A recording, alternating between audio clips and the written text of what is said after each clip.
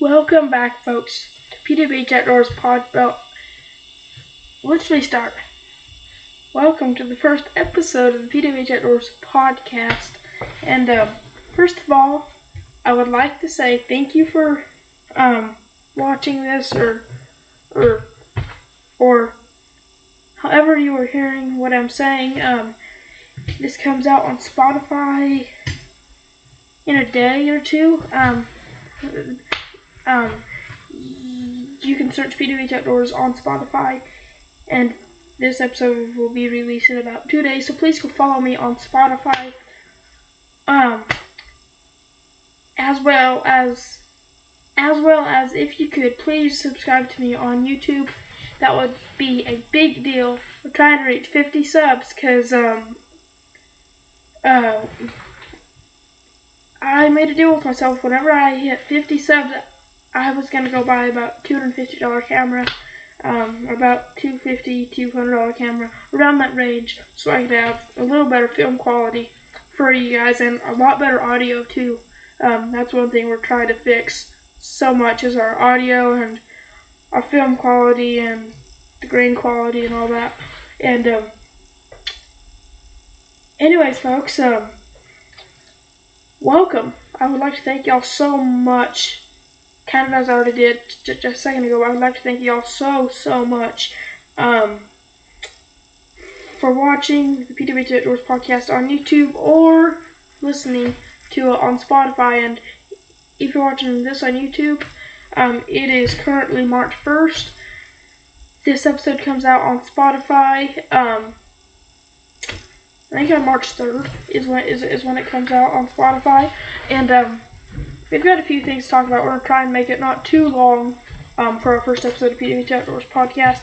Sorry the film quality isn't very good. We are filming with the computer today, so it might not be the best. One thing I want to talk about first is deer feed and deer management, because it's so crucial to have good deer feed and good deer management.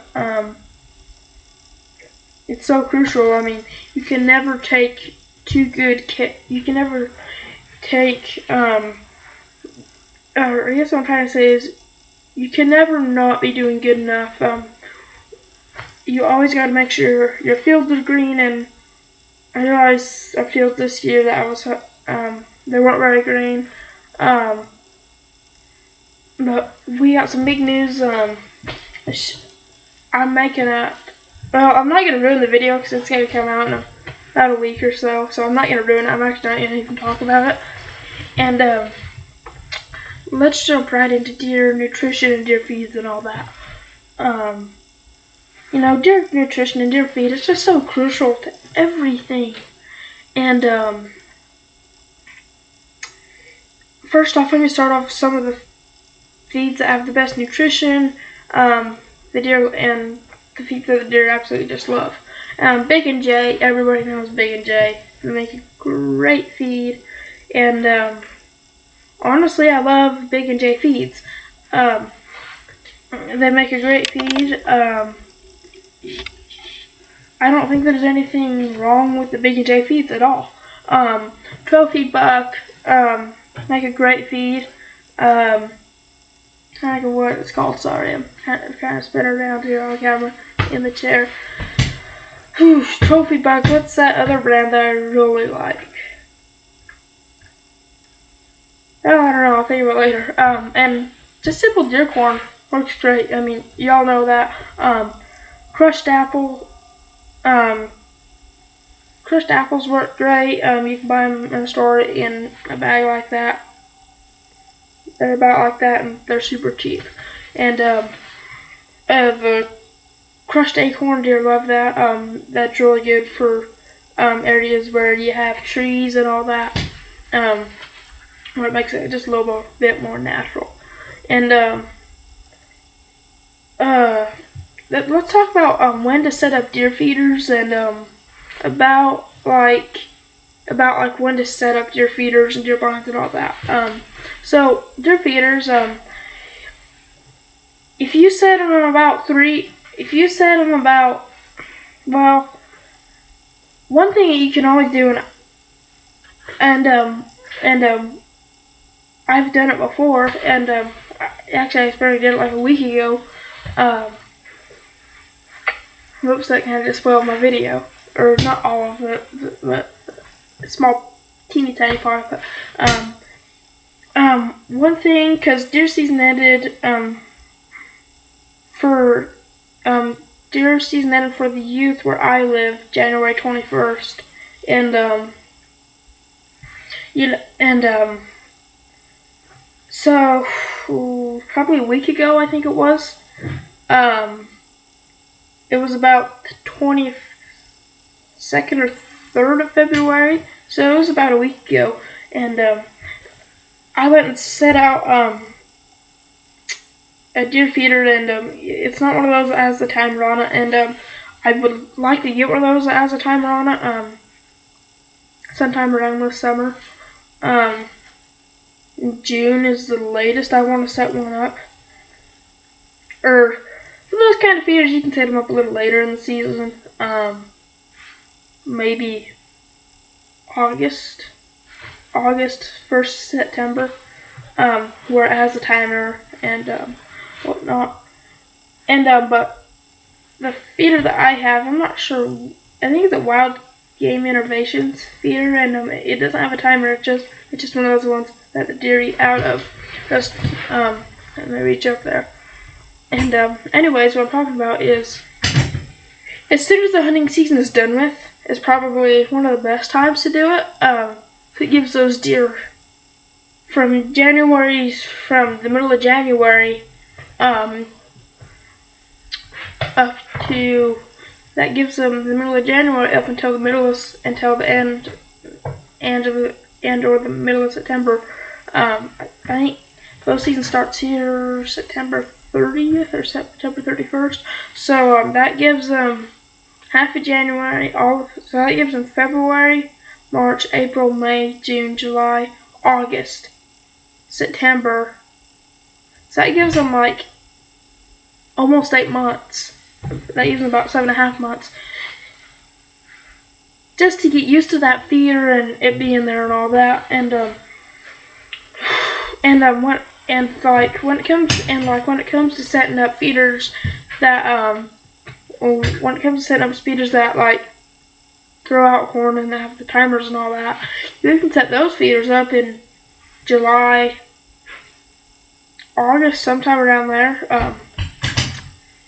Which it's probably best to do it before. But you can set those feeders up you can set those feeders up right before the season starts. Just 2 months before.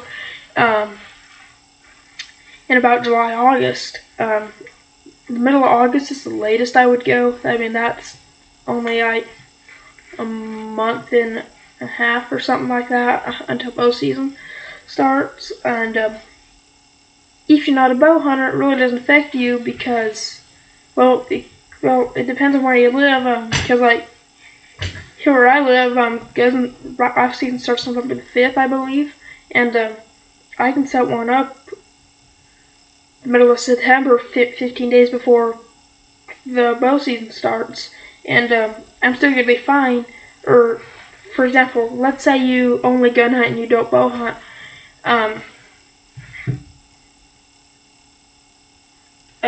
You can, because like down here where I live, the gun season starts November the 5th, I believe, and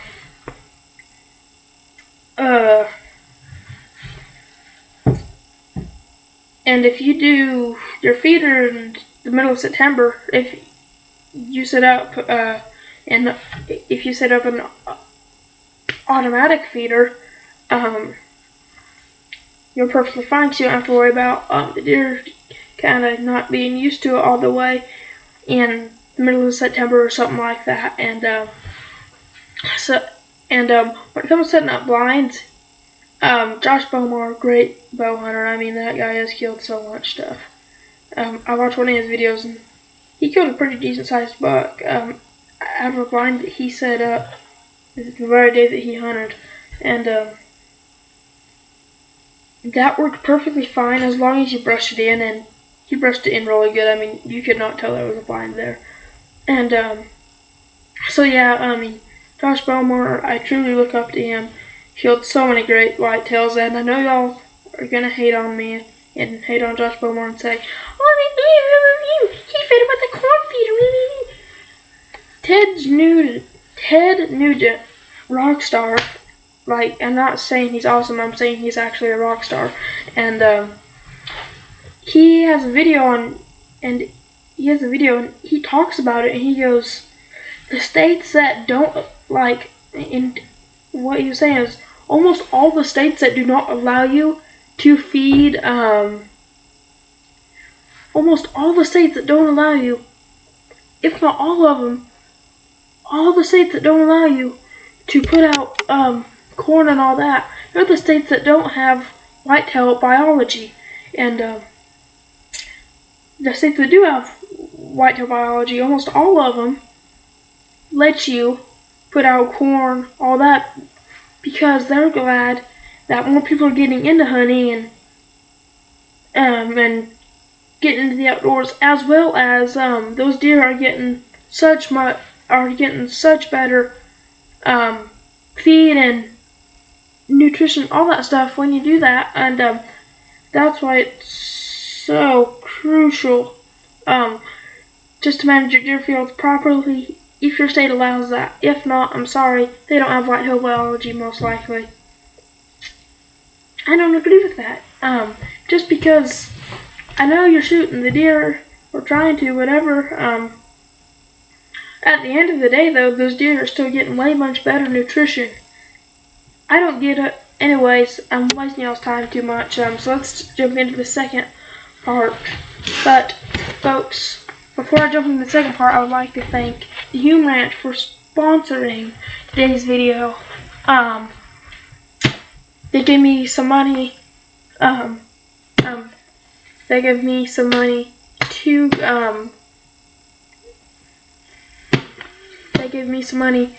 go buy some stuff for my videos, which y'all are gonna see in the video that I got coming out in a day or two, and I'll go see some of that stuff. And so yeah, shout out to the Hume Ranch for sponsoring today's video, as well as I thought we were gonna do this for every single podcast.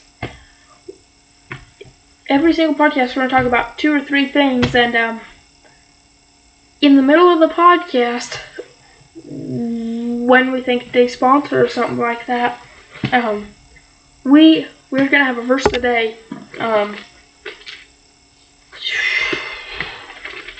What should today's verse of the day be? I'm just kind of scrolling through my Bible and seeing what today's Bible verse of the day should be. Let's do probably the most common Bible verse, and it's still a super powerful. Well, I'm actually gonna do my favorite one. I just passed it. Let me give you a hint. It's out of the book of Psalms. It's Psalms.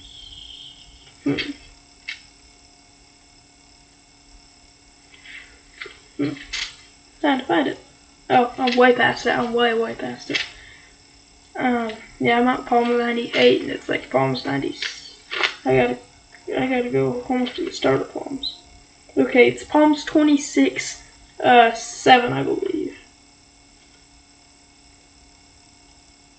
No, I was wrong. It's not Psalms 26. It's Psalms 27, verse 1. Like verse 1 through 3 or something like that. I believe so. So this is what it says for a Bible verse mid-podcast, for our mid-podcast Bible verse. The Lord is my light and my salvation. Whom shall I fear? The Lord is. Oh, sorry. Let's restart on that. Psalms 26:7, a Psalms of David. The Lord is my light and my salvation. Whom shall I fear? The Lord is the strength of my life. Whom shall I be afraid? We're gonna go on to the second or third verse of this as well. When the wicked, even mine enemies and my foes, come upon me to eat up my flesh, and they stumble and fell. Though an host should encamp against me, my heart shall not fear. Though war should rise against me, in this will I be confident. Those first 3 verses of Psalms 27, they hit really close. They're super powerful. And let's read the 4th one as well, just kind of for fun.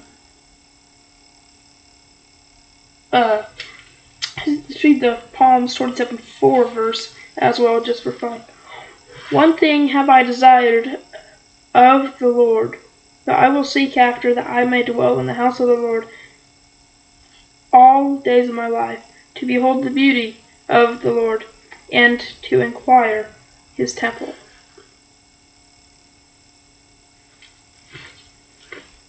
So, folks, I read you I read you the first 4 verses of Psalms 27, and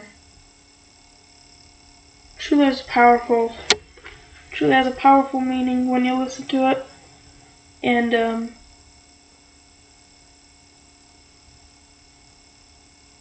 I actually couldn't. There's another Psalm source. It's like Psalms 20. It's in the 20s of Psalms. That's all I know, and I absolutely love it. Sorry, I was just setting the Bible down. Had it knocked the computer. Anyways, folks, let's jump into the second part of today's podcast. This is gonna get touchy. Yeah, we're about to get into it. Deer hunting and deer guns. Oh yeah, folks. By the way, shout out to my best friend, Living Like Luke. Well, his name's just Luke, but his YouTube channel is Living Like Luke. Go look him up on YouTube. The L in Living is capital, and the L in Luke is capital. That'll help you find his channel. He's put out 2 or 3 videos now, and they're awesome. Go mash the subscribe button on his channel as well as mine if you haven't already. That would help us out so much. His brother's YouTube channel started about a week and a half ago. So yeah, folks, we're trying to get him a lot of subs right now, and we're trying to get me to 50 subs. So we're trying to get the 2 channels of ours going. And funny fact, I'm actually fixed to go to his house in about, let me check the time on the computer. A little less than an hour. In about an hour and 6 minutes, I'll be at his house. Except at 10:54 a.m.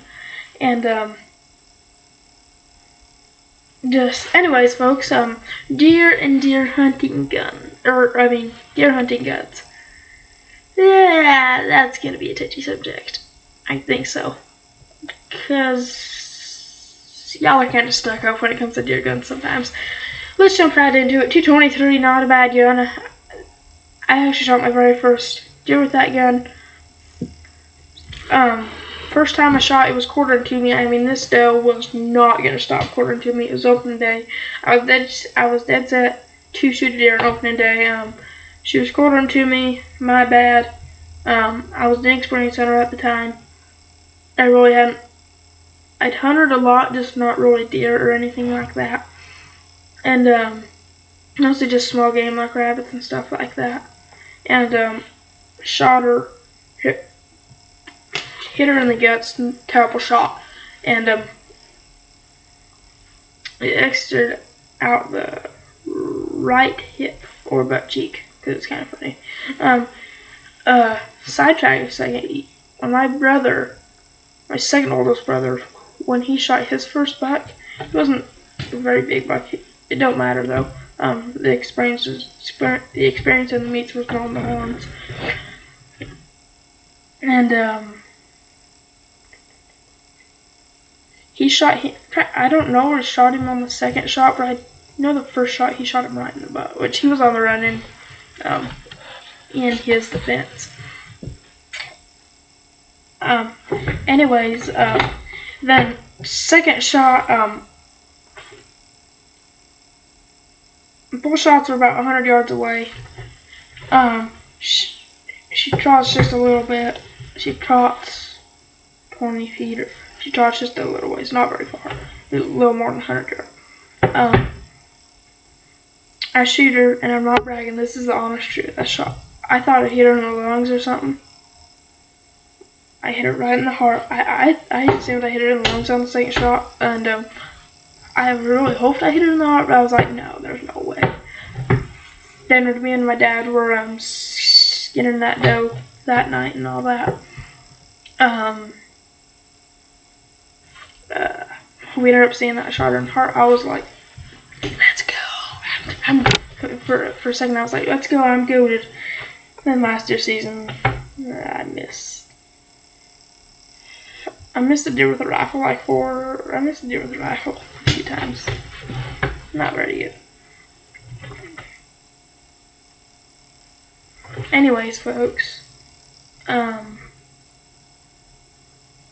let's get talking about deer calibers. 223 shot placement.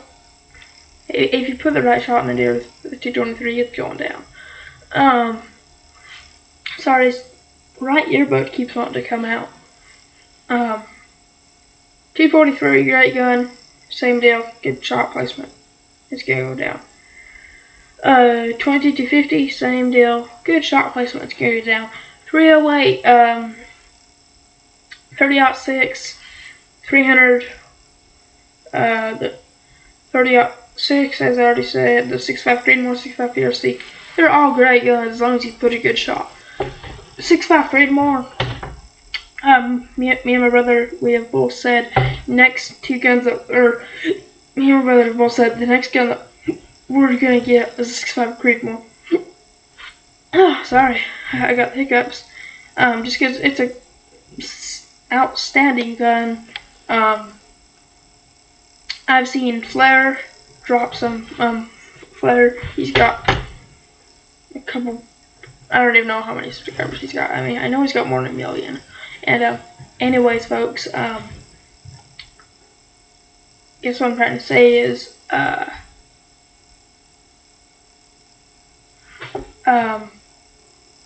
he's gonna. I mean, he killed a giant buck. I don't even know what he would have scored. Major drop time with a 6.5 Creedmoor. I mean, I think he actually bought that 6.5 Creedmoor from Walmart. Fun fact, by the way. And yeah. Anyways, the caliber that you use is honestly, or where you shoot the deer is more important than the caliber that you use.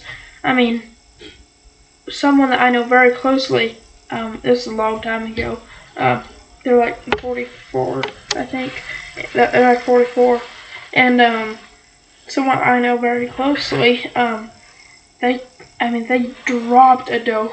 It was like, and this is like 15 years ago, but still, the 22 bullet was still the same. So it's kind of spoiled that for you. But he dropped a doe like 100 yards with a 1022 Ruger. It was a 1022 Ruger, and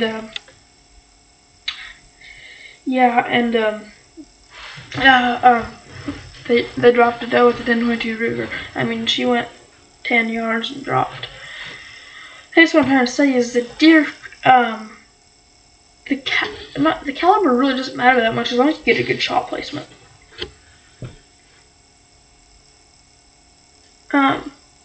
Really, as long as you get a good shot placement, that's what matters. I'm gonna try and wrap this up in about 5 minutes. Some of y'all are saying, oh, finally, and some of y'all are gonna be like, oh, why? Well, it's because I gotta get my stuff ready to go to Luke's to make a couple videos. Fun fact, I haven't been to his new house. I'm pretty excited. I know I kind of need a haircut. Getting kind of long, like right here. And you can see I have my neck hair right here. I'm getting kind of long. I'm actually gonna go get a haircut in a day or two. Maybe today, but most likely in a day or two. Anyways, and I'm gonna throw the 30-30 in the dirt here. Y'all are gonna hate me. Y'all might love me. Do what you want. I really don't care. So I just smash the as long as you smash the subscribe button. No, anyways, 3030, yes, it's killed more deer in large game than any gun in America. But that caliber has been around for so stinking long. I mean, I don't even know how long that caliber's been around. I mean, that was... I can't even think the year it was made. It's a really old bullet. So yeah, it's probably killed. So yeah, you're probably right. It probably has killed more deer and big game than any gun in America. But that's because it's been around for ages. We got new upcoming calibers. They're not super new, but upcoming calibers like 6.5 Creedmoor, 6.5 PRC. In the 243, I mean, it's not a super new it's not really a new caliber, but it's becoming more and more popular, just like 6.5 and 6.5 PRC. Every single day. I mean, every time you walk into a gun store, I can guarantee you, every time you walk into a gun store, Walmart, no matter what, I can guarantee you, every time you walk into a gun store, any place that sells guns, I can guarantee you, there's going to be at least, they're going to have these 3 guns on the shelf. 6.5 Creedmoor, they're going to have at least two of these guns on the gun shelf, if not all of them. 6.5 Creedmoor, 6.5 PRC, and the 243. 223 also, that's another one. 30-06, I mean, I'm naming off like 5 of them that are household names that everybody that sells guns is going to have in their gun shop. And so the really common calibers, you can buy the bullets for them super easy, easier than most bullets. And they're great bullet guns. I mean, yeah, we've used the term bullet guns. I sound like Joe Biden right there, don't I? Bullet guns. They're great bullet calibers. I mean, as long as you make a good shot, that deer's gonna go down. As long as you shoot it in a vital, that deer's most definitely going down. And yeah, as long as you shoot it heart, lungs, brains, it's gonna go down. I mean, I don't recommend shooting it in the brains because it can mess up your pictures. But yeah, yeah, you can shoot it kind of wherever you want. I mean, you can shoot it in brains, heart, lungs. It's gonna go down. I've seen videos of people dropping decent sized deer with a 17 HMR. I love the 17 HMR, but to think you can kill a deer is amazing. I mean, they did have to shoot it in the head. Some people have to shoot it in the heart. But what I'm saying is, shot placement, I mean, I do not recommend shooting a deer in the head because it's such a small spot to aim at. And it'll kind of mess up your pictures and all that. I mean, but you're not gonna be eating the brains anyways, or maybe you will. I don't know. People do weird things nowadays. And I'll wrap this up in about 2.5 minutes, minute and a half. That's what I'm trying to say is just deer shot placement is so crucial to everything. When it comes to deer, I mean, shot placement is so crucial when it comes to deer hunting, squirrel hunting, rabbit hunting, hog hunting, coyote hunting, gorilla hunting. I'm just teasing. Elephant hunting. No, I'm just teasing about that too.